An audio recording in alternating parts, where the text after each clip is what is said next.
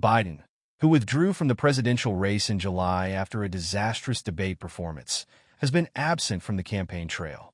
But when he decided to show up, he didn't take his advice, and now his sharp words have created a new headache for Kamala Harris. He's failed businessman. He only cares about the billionaire friends he has and accumulating wealth for those at the top. He says immigrants are poisoning the blood of our country. Give me a break. He wants to do away with the birthright citizenship. Who the hell has said that in the last 100 years?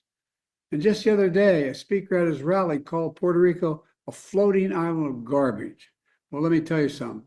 I don't know the Puerto Rican that I know, or Puerto Rico where I'm in my home state of Delaware. They're good, decent, honorable people. The only garbage I see floating out there is his supporters. His demonization of seen as unconscionable, and it's un-American. It's totally contrary to everything we've done, everything we've been. He stepped up his political activity in recent days, and before we know it, he gave an insult at a Zoom campaign call where he referred to Trump supporters as the only garbage he sees floating out there as his supporters. And I hope their campaign is about to apologize for what Joe Biden just said. We are not garbage. Remember Hillary? She said deplorable. And then she said irredeemable, right? But she said deplorable. That didn't work out. Garbage, I think, is worse, right? But he doesn't know. You have to please forgive him. Please forgive him, for he not knoweth what he said. These people, it's terrible, terrible. Terrible to say a thing like that, but he really doesn't know. He really, honestly, he doesn't. And I'm convinced that he likes me more than he likes Kamala. Joe Biden soon after tweeted, "Earlier today I referred to the hateful rhetoric about Puerto Rico spewed by Trump supporters at his Madison Square Garden rally as garbage, which is the only word I can think of to describe it." Good evening. If I were smart, I'd go home now.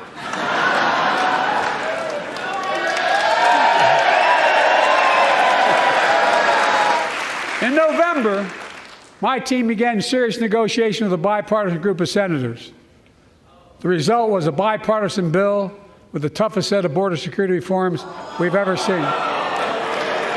Oh, you don't think so? Oh, you don't like that bill, huh? That conservatives got together and said it was a good bill? I'll be darned. That's amazing. That bipartisan bill would hire 1,500 more security agents and officers, 100 more immigration judges to help tackle the backload of 2 million cases, 4,300 more asylum officers, and new policies so they can resolve cases in 6 months instead of 6 years now.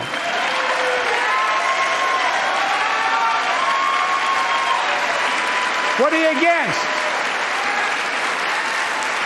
It's not Biden's first time creating problems by going off script. And now, many in his party appear to be keeping their distance from him. The latest incident served as a distraction just as Harris was trying to deliver a closing argument for her campaign.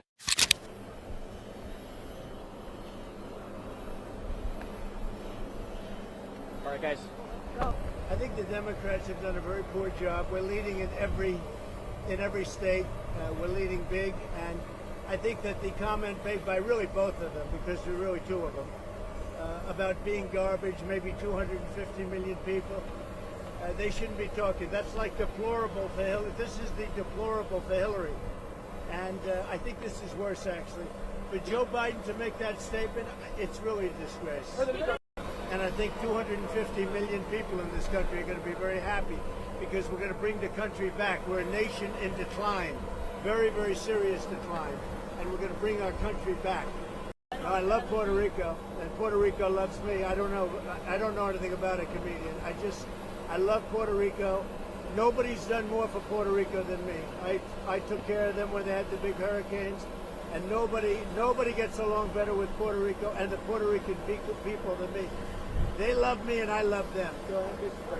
I don't know anything about the comedian. I don't know who he is. I've never seen him. I heard he made a statement, but it was just a statement that he made. He's a comedian. What can I tell you? I know nothing about him. I don't know why he's there. You put comedians up. But the Republicans voiced outrage over Biden's remarks. Biden's gaffe provided Trump the opportunity to play the victim. The former president pulled an election stunt with a boarded garbage truck in Wisconsin. Ashamed of himself if he knows what he's even doing. and she should be ashamed because she shouldn't let him do it. She's the vice president, but I assume she's acting as the president. She should never have let that happen. I hope you enjoyed this garbage truck. Trump said from the vehicle's passenger seat and remarked, "How do you like my garbage truck? This truck is in honor of Kamala and Joe Biden." The vehicle featured a Trump campaign sticker and flag. His campaign staff widely circulated event photos as photographers captured the moment. Where are my proud Latinos at tonight? You guys see what I mean? It's wide open. There's so many of them. It's absolutely incredible. Believe it or not, people, I welcome migrants to the United States of America with open arms. And by open arms, I mean like this.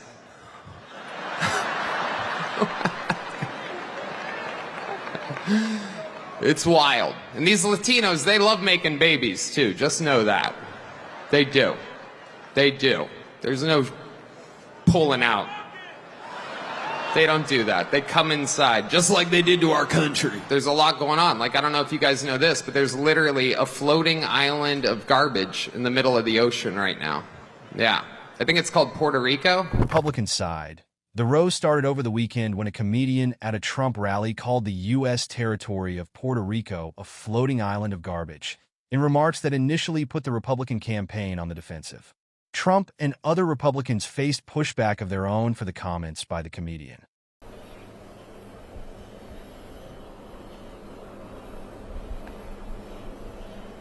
All right, guys.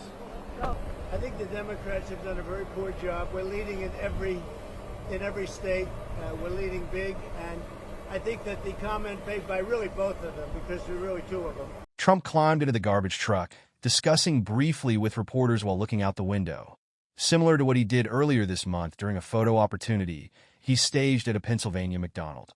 He said, "I love Puerto Rico, and Puerto Rico loves me," Trump said from the garbage truck as he ended the brief appearance by telling reporters, "I hope you enjoyed this garbage truck. Thank you very much." And sent our blood and treasure to fight in stupid foreign wars where the countries don't even know who we are and where we've never heard of the country. This Tuesday is your chance to stand up and declare you are not going to take it anymore.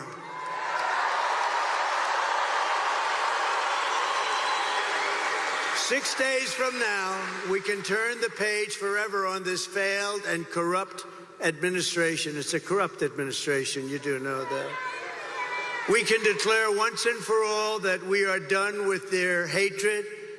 We're done with their hysteria. We're done with their hoaxing, lying, cheating, scheming, plundering, and stealing. Oh, they steal. They steal. We're not going to let them divide and destroy America any longer. What we have built is the biggest, broadest, most incredible coalition and the greatest political movement in the history of our country.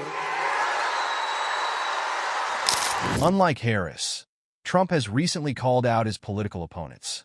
He questioned their love for the American people. He said he believed they hate the American people because he believed Kamala on paper. She is the vice president, but she really is the president. So if they love the American people, she wouldn't have allowed Biden to say some people are garbage. At his North Carolina rally, Trump again doubted the fairness of voting machines and called for a return to paper ballots. Could you imagine any circumstances under which you would be defeated but not say that the election was stolen? If it was a corrupt election, that could happen. But so far, we're doing pretty well. They found a lot of smaller things in Pennsylvania, as you know, and I think they've been corrupted and taken care of. They were corrupt. They were corrupted, but I think it's been taken care of. Either way, will you accept the results of the election? Yeah, sure. If it's a fair election. Trump has taken to social media to repeat his claims of voter fraud, appearing to set the stage for a repeat performance around the unfounded claim that his 2020 loss to Biden was rigged. Heading west, and I'll be obviously in 3 states again today talking with the American people about the stakes of this election and the opportunity that we, the American people, have to chart a new way forward. I will comment on the former President Donald Trump's remark about women and whether they like it or not. And listen, it actually is, I think, very offensive to women in terms of not understanding their agency, their authority, their right, and their ability to make decisions about their own lives, including their own bodies. And this is just the latest on a series of reveals by the former president of how he thinks about women and their agency. Whether he has said, as he has, that women should be punished for their choices, whether he has talked about his pride in taking away a fundamental right from women, whether it be how he has actually created a situation in America where now 1 in 3 women lives in a Trump abortion ban state and has legal restrictions on the right she rightly should have to make decisions about her own body. The other point I will refer to about in the last many hours is the Speaker's comments about the Affordable Care Act. Look, I've been saying throughout this campaign, be very clear that among the stakes in this election are whether we continue with the Affordable Care Act or not. It has been a part of Donald Trump's agenda for a very long time. He has made dozens of attempts to get rid of the Affordable Care Act. And now we have further validation of that agenda from his supporter, the Speaker of the House. Harris, meanwhile, had hoped to spend the day by expanding on the final week's closing arguments, but found herself instead disavowing Biden's remark that appeared to label Trump supporters garbage. Harris traveled to North Carolina and onward to Pennsylvania and Wisconsin, focusing again on 3 of 7 battleground states. About what he is saying that is actually going to support the aspirations, the dreams, and the ambitions of the American people. It is absolutely something that is intended to and is fanning the fuel of trying to divide our country. And as I've said many times, I'll say tomorrow night in my speech, there's a big difference between he and I. If he were elected on day 1, he's going to be sitting in the Oval Office working on his enemies list. On day 1, if I'm elected President of the United States, which I fully intend to be, I will be working on behalf of the American people on my to-do list. Kamala Harris related to Donald Trump's rally at MDS. She claimed he is focused on dividing the country, and she could bet if he was to be elected, on day 1 he would be making a list of his enemies. Unlike her, she would be working on behalf of the Americans. And that's the difference between Trump and her. At the States, she was forced to fend off questions about Biden's gaffe, which came when the president reacted to a comedian at a Trump rally referring to Puerto Rico as a floating island of garbage. And fight to make sure that hardworking Americans can actually afford a place to live. And if you are caring for an elderly parent, my plan will cover the cost of home care under Medicare, so that seniors can get the help and care they need to stay in their own homes. And my plan will lower the cost of child care, cut taxes for small businesses, and lower health care costs, because I believe health care should be a right and not just a privilege of those who can afford it.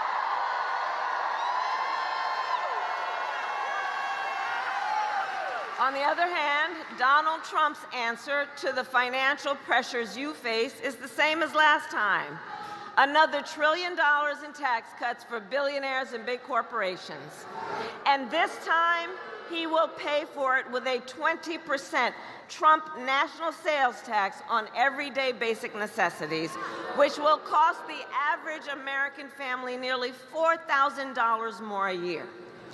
On top of that, you will pay even more if Donald Trump finally gets his way and ends the Affordable Care Act, which will throw, if he were to win, which would throw millions of Americans off their health insurance and take us back to when insurance companies had the power to deny people with pre-existing conditions. You remember what that was like?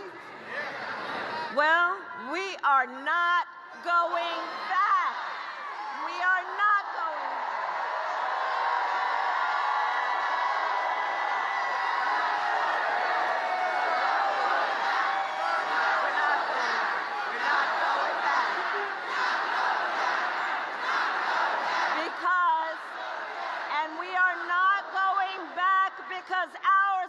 fight for the future. And it is a fight for freedom. Like the fundamental freedom of a woman. In Madison, Wisconsin, she told her supporters that it is time for everyone to start locking arms together as people who rise and fall together. She added that she strongly disagrees with criticizing people based on their votes. In North Carolina, Harris hammered home her campaign's message to turn the page on Trump, leading the crowd in chants of, "We are not going back." If not all but one person who will not be voting for Trump on November 5th will be actor and former Republican governor of California Arnold Schwarzenegger, who endorsed Harris.